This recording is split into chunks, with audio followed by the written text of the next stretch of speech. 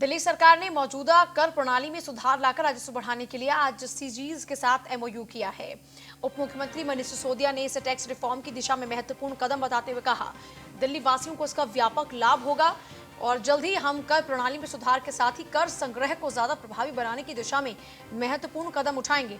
दिल्ली सचिवालय में आज उप मुख्यमंत्री मनीष सिसोदिया की उपस्थिति में सीजीज की ओर से सह संस्थापक आशीष धवन ने एमओयू पर हस्ताक्षर किया। इस दौरान centre for effective governance of Indian states की टीम ने प्रेजेंटेशन भी दिया। अब विशेषज्ञों द्वारा सभी पहलुओं का अध्ययन करके जनवरी के अंत तक प्रारंभिक रिपोर्ट पेश की जाएगी। सीजीज के सह संस्थापक और यूनिवर्सिटी ऑफ कैलिफोर्निया के प्रोफेसर कार्तिक मुरलीधरन भी इस चर्चा में ऑनलाइन शामिल हुए। इस मौके पर सिसोदिया ने कहा कि दिल्ली सरकार ने प्रारंभ से ही कर सुधार की दिशा में लगातार महत्वपूर्ण कदम उठाकर व्यवसायी वर्ग और दिल्ली के नागरिकों को राहत दी है।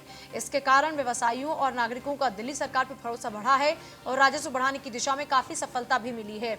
सिसोदिया ने कहा कि कोरोना और लॉकडाउन के साथ ही आर्थिक संकट के आलोक में दिल्ली का राजस्व बढ़ाना एक बड़ी चुनौती है। इसलिए टैक्स रिफॉर्म के माध्यम से कर प्रणाली की बेहतर डिजाइन का सुझाव देने के लिए दिल्ली सरकार ने विशेषज्ञों से सभी पहलुओं के अध्ययन का दायित्व सौंपा है।